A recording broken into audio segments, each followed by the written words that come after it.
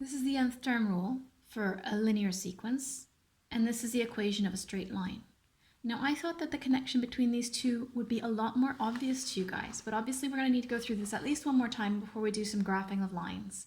So, looking at these two equations, I'm hoping that you're noticing that there are some definite similarity. Is some number is equal to some number multiplied by some other number plus some other number. So it's a complete exact same format. Now, I just want to show you an example to show how similar these things really are, because I feel like we understood this one really well, and a lot of people kind of have an idea about this one, but are still struggling. So let's have a look at this. Okay, so t equals dn plus a, d being the difference, the common difference, the number that we're always jumping by, and a being the adjustment. Now, that was a little bit tricky for us to get a handle of, but I think we got it in the end. But let me just say, if you understand the common difference and you understand the adjustment, the equation of a line, y equals mx plus c, is even easier. So let's come back to this, make sure that this is clear, and then we'll do the equation of a line. So the common difference and the adjustment. Now, those are the two numbers that you need to find. While t, the term value,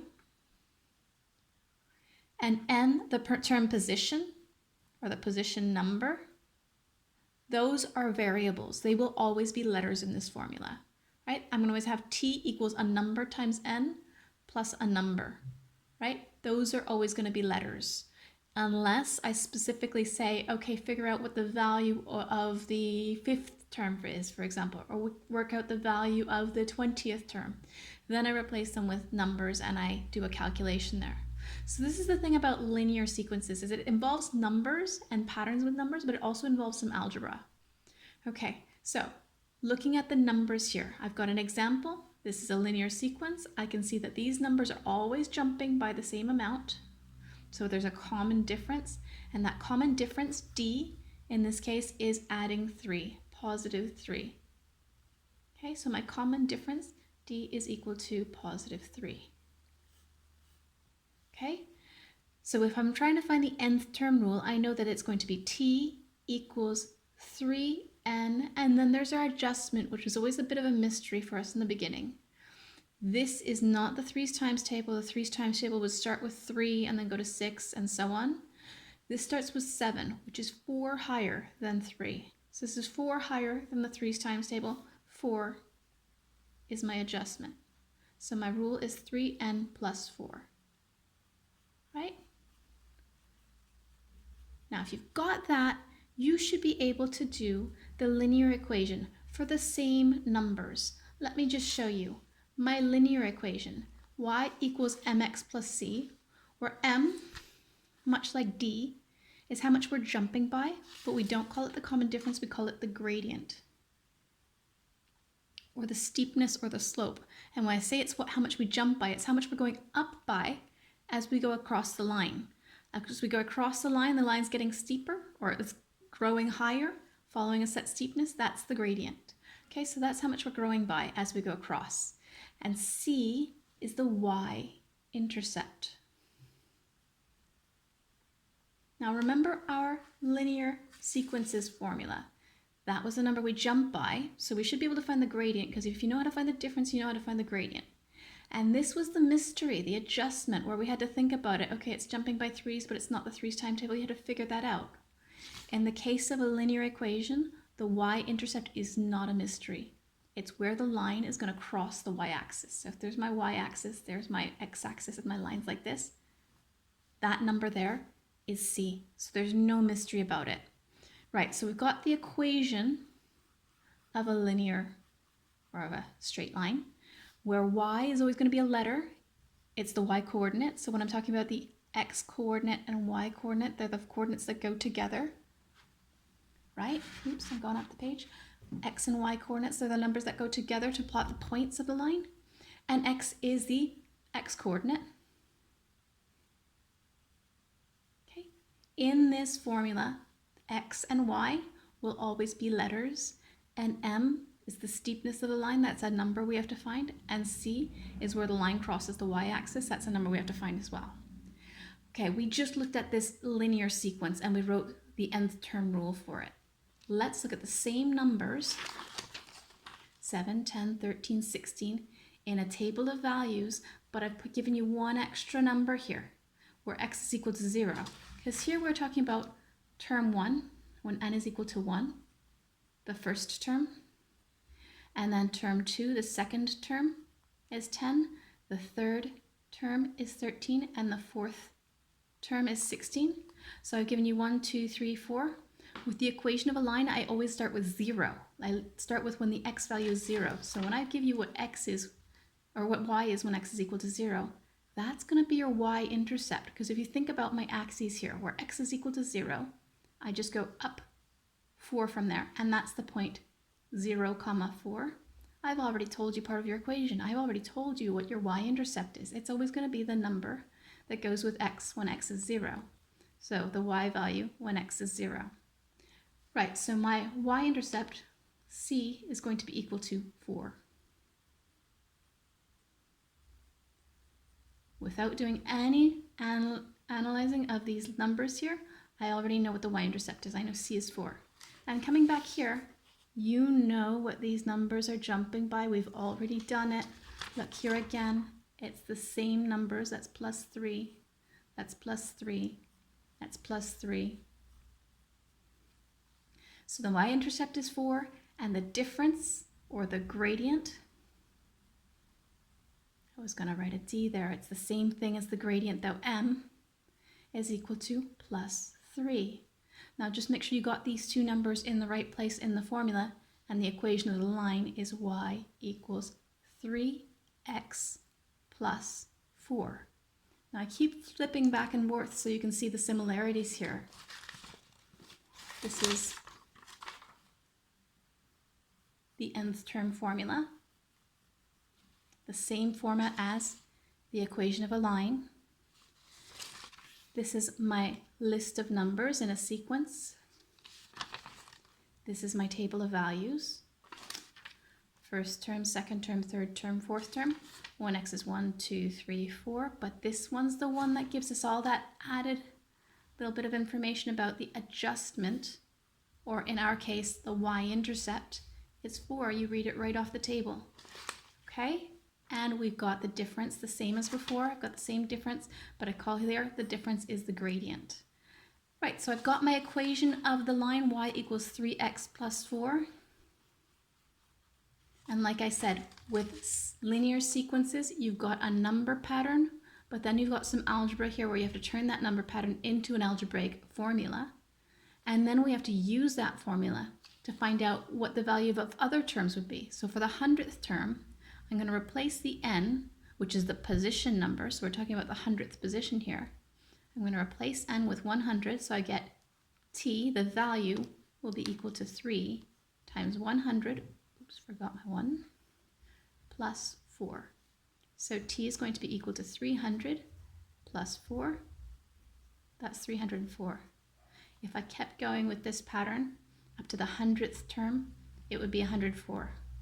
Okay, so there's a little bit of algebra for you there. So going back to our linear equation here, obviously there's some algebra here as well. If I know the rule that links the x coordinates with the y coordinates, I know that y is equal to 3 times whatever x is plus 4.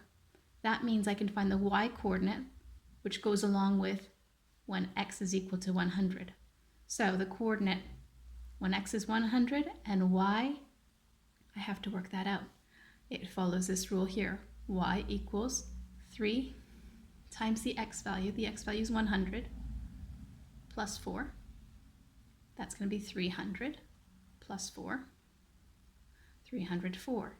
This is no coincidence. It is exactly the same question as we were doing with our linear sequences here. The 100th term, when I replace n with 100, is the same thing as y's value when x is 100. I replaced x with 100, and I got y is 304. So I've got the point 100, 304. Now, luckily, I'm not going to get you to graph that, but that is the next step. Linear equations are just the same as our linear sequences. The difference is this involves numbers and algebra. This involves numbers, algebra, and graphing. So we're now going to graph this, and that's what your exercise for today is going to be, is to take equations like this, make a table of values from it, and then plot those points to graph the line. So let's show that with this example, and then we'll do another couple of examples as well. So I've already got my table of values done.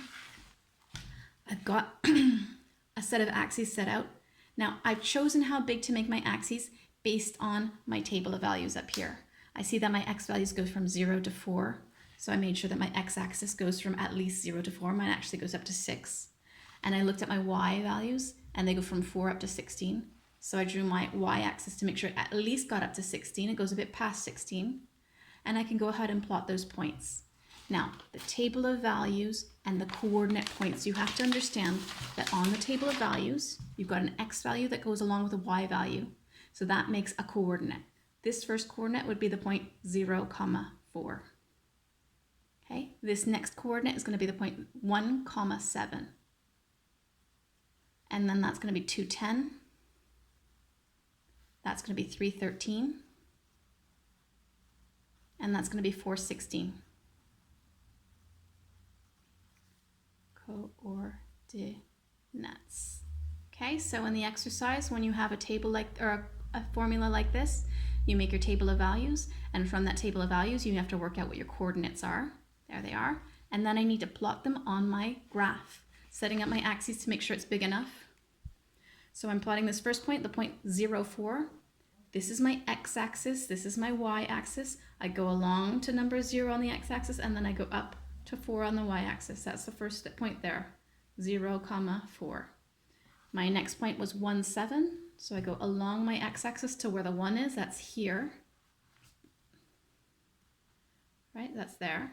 And then I go up the y-axis to 7. 1, 2, 3, 4, 5, 6, 7. You see that that's lined up between 6 and 8. That's going to be 7.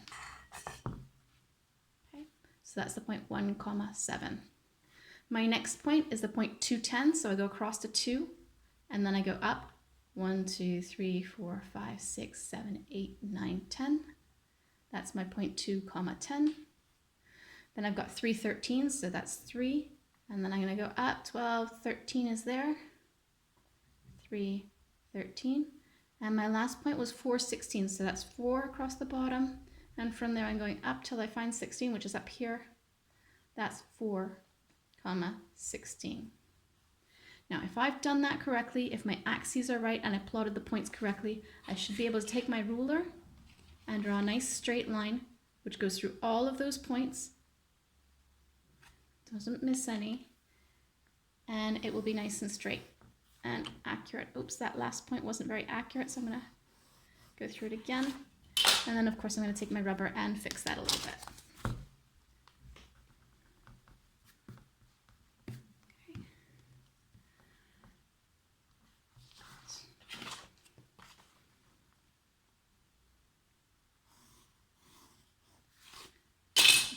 Now, hopefully you'll do that a bit neater, the line. Right, now looking at this line, because we've done this before, we've looked at the line and we've tried to figure out the equation of it. I'm just going to label this line with its equation, but I first want to look at it and see that it makes sense. The equation of this line is going to be y equals. Now I need to know what the gradient is. I can see that by looking at it. How much does it jump by? When I go across one, I have to jump up 1, 2, 3. It jumps by 3. Every time I go across one, it goes up 1, 2, 3. Every single time I take one step to the right, it goes up 3. And I can see that here in my table of values. Every time the x values go up by 1s, the y values go up by 3s. So my equation is y equals 3x, that's my gradient, plus my y-intercept, and that's the easiest number to find. Look at the graph. It crosses at 4. Okay, it crosses there at 4. That's my y-intercept. Y-intercept. Or I'll just write y-int. Okay. So that's going to be y equals 3x plus 4. No surprises about what my line looks like once I've plotted those points. It follows the same rules that we said about the line. It's got the gradient, the number that it jumps by. It's got the y-intercept, and looks good. Okay, let's try another example. Let's try and make this a little bit quicker now.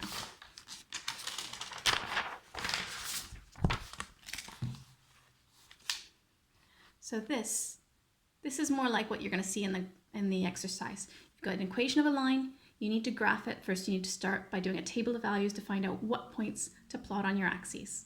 So I'm going to start out, and I always start out the same. I want to start out with my x values being 0, because that's going to give me my y-intercept. 1, 2, 3, a nice, easy, straightforward sequence for x. And I'll find the sequence of values for y to see what kind of pattern that follows. Right, this is where the algebra comes in. When x is equal to 0, we've got this equation here. We need to find out what y is. I'm going to show you my working down here, but you're probably going to be able to start doing this mentally if you're able. Okay, so y equals, the rule is 4 times x minus 5. So I'm going to do 4 times 0 minus 5, because I'm trying to find the y value when the x value is 0. So that's going to be 4 times 0, 0 minus 5, that's negative 5. So the y value is negative 5. When x is equal to 0, this is my coordinate, y is equal to negative 5. Okay, and I'm going to do the same working for each of these coordinates. Here I'm going to do when x is equal to 1, so I'll write y equals 4, because this is my equation, 4 times x, 4 times 1, minus 5. 4 times 1 is 4, minus 5, that's negative 1. So this next point here, when x is equal to 1, y is equal to minus 1 from my equation there. So that's the point 1, comma, negative 1. I'm going to keep going here the exact same way. When x is equal to 2, y is equal to 4 times 2 minus 5. That is 8 minus 5, which is 3. So I've got the point here when x is equal to 2, y is equal to 3. Okay. And I can already see a pattern forming here. I hope you can too. Negative 5 to negative 1 is going up by 4. That is not a surprise to me because I know what this rule means. It means that we're jumping by 4s. Negative 1 up to 3, that's going up by 4. My common difference is also my gradient. It's going up by 4s. This next one, I could guess at what it is. I'm going to say, well, if that's 3, and I know that it's going up by 4s, the next one should be 7. Now I'm going to double check with using my algebra if that's going to work. If I put 3 into this equation, 4 times 3, that would be 12. And 12 minus 5 is 7. Okay, so I've got my fourth coordinate. That's the point 3, 7. Okay, once again, I have to do my table of values first to know how big to make my axes. But now that I've done that, I can see that my x-axis is going from 0, 1, 2, 3. It doesn't have to be very long. Okay, so here's 0. I'm going to count by 2's as well so that I don't have to do every single square. So that's 2, 4, 6. And that's way longer than I need it to be. That's fine. It needs to at least get to 3. And my y-coordinate needs to go from negative 5, which is why I've made it go into the negatives here, up to positive 7. So from the 0, counting by 2's again, 2, 4, 6, 8. Glad I went past 6 because I need 7, which is there. And down into the negatives, that's negative 2, negative 4. Oh, I don't have quite space to get to negative 6, but that's going to be negative 5 there, so I've got it. And starting by plotting these points, the first point is 0, negative 5, and I know that's the y-intercept. Check that out. That's the y-intercept. It's going to cross at negative 5. So I'm even going to label that on there just to make it clear. That's my y-intercept. Y-intercept. Okay. Next point is the point 1, negative 1. So I go across to 1 on the x-axis. X always comes first, and then I go down 1 to negative 1. That's the point 1, negative 1. This was the point 0, negative 5. Okay, my next point is the point 2, 3, or from there, 2, 3. That's going across 2 and up 3. That's here. I'll label it 2, 3. My next point is 3, 7, or as we see here, 3, 7. That's going across to 3 and up to 7. That's there, 3, 7. And if I've done that correctly, I should be able to join that up with a straight line using my ruler. I'm going to do this a bit better this time. To line that up nicely, I'm going to first line it up with the top point, then line it up with the bottom point, make sure it's nicely lined up, and then I'll draw the line in between, and it's lined up perfectly. No needing to rub it out this time. Okay, labeling that line. I already know its equation, but I'm just going to check that it makes sense. Y equals Now I know I need to know what the gradient is before x. I can see that every one square I go out to the side, I go up 1, 2, 3, 4. Every one square I go to the side, I go up 1, 2, 3, 4. I'm jumping by 4s, just like I knew I would, just like I saw that I was. My gradient is 4, so it's y equals 4x. And my y-intercept, that mystery, that adjustment that I didn't understand so much with the sequences, but now I see it on the line. It's where the line crosses the y-axis, and it is at -5. So y equals 4x minus 5. Done. Let's do one more example a little bit quicker this time. Hopefully we don't have to go through all of the steps. We're going to graph this line. Y equals -2x plus 4. Starting out, I've got my table of values, x, 0, 1, 2, 3. I always start with 0, 1, 2, 3 for x, and I find the values for y. Now I can show my algebraic working, but as I said, as you get better at this, you'll be able to do this mentally. So when x is equal to 0, -2 times 0 is 0. So I just need to plus 4. That explains, by the way, why this is a y-intercept. When x is 0, that disappears, and all that's left is what y is. When x is 0, y is 4. When x is 0, this is my y-intercept, y-int. Okay, when x is 1, we do -2 times 1, that's -2, plus 4. -2 plus 4 is 2. Right, next one, when x is 2, if x is 2 here, I'll do -2 times 2, that's -4, and -4 plus 4 is 0. I hope you see this pattern I've got forming here. 4 to 2, 2 to 0. What's coming next? They seem to be going down. How much are they going down by? The gradient. They're going down by 2s, down by 2s, down by 2s. So this one should be -2. Let me just double check that. If x is 3, -2 times 3 is -6. And -6 plus 4 is -2. Let me just write that one for you just to make sure we really understand. When x equals 3, y equals -2 times 3 plus 4. That's -6 plus 4. That's -2. And it follows perfectly with my pattern here. Okay, so we've got our coordinates, or we've got our table of values, and I'm hoping we now understand that this is the coordinate 0, 4. This is the coordinate 1, 2. And this is the coordinate 2, 0, and this is the coordinate 3, -2. So I'm setting up my axes here to make sure that they're big enough. My x values need to go 0, 1, 2, 3. I can definitely fit that. Here I've got 0, 2, 4, 6. Again, I've gone much further than I need to, but the line does go on infinitely, so it's not a bad thing to have it too long. My y values need to go up to +4 and down to -2. They don't need to be too big for that. That's 2, 4, so that goes up to +4, and that goes down. That's 0, so that's -2. Just right. Okay, plotting those points, that's a point 0, 4, so I go to 0 on the x-axis, and I go up 4. That's the first point, 0, 4. And that is my y-intercept. Right? My y-intercept, I said it was 4, it is 4. My next point is 1, 2, so I go across to 1, and then I go 1, 2 squares up. That is the point 1, 2. Okay, my next point is the point 2, 0, so I go across to 2, and I go up 0, that's staying here. That's the point 2, 0. And my last point is 3, -2. I go across to 3, 1, 2, 3, and then I go down 2, 1, 2. So that's in line with the 3 and in line with the -2. That's the point 3, -2. And once again, if I've drawn that correctly, those points should lie on a perfectly straight line. If any of those points are off the line, either I plotted the point wrong or my axes are not nicely set up. Maybe I jumped a square somewhere along the line. Okay. Right, I've lined up the top point, I lined up the bottom point, I draw the line, and they are all perfectly lined up. Once again, looking at the equation of this line, my lightning bolt arrow, y equals, and I can see that my gradient is negative, and I hope that you can too. When I read a sentence or read a word, or I look at the number line and I see it's going up in this direction, that's the way we're going. So as I go across to the right, my line's not going up, it's going down. So I've got a negative gradient. I know it's a negative number in front of the x.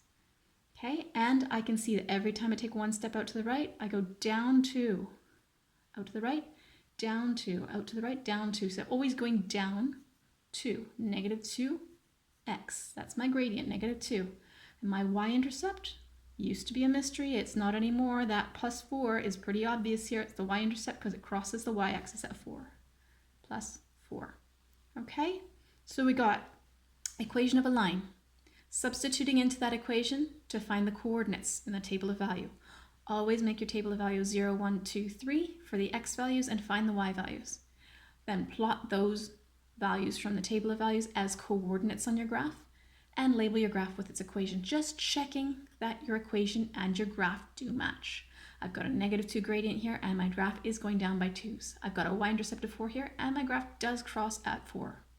Got it? Give that a go and let me know if you have any problems. All right, good luck.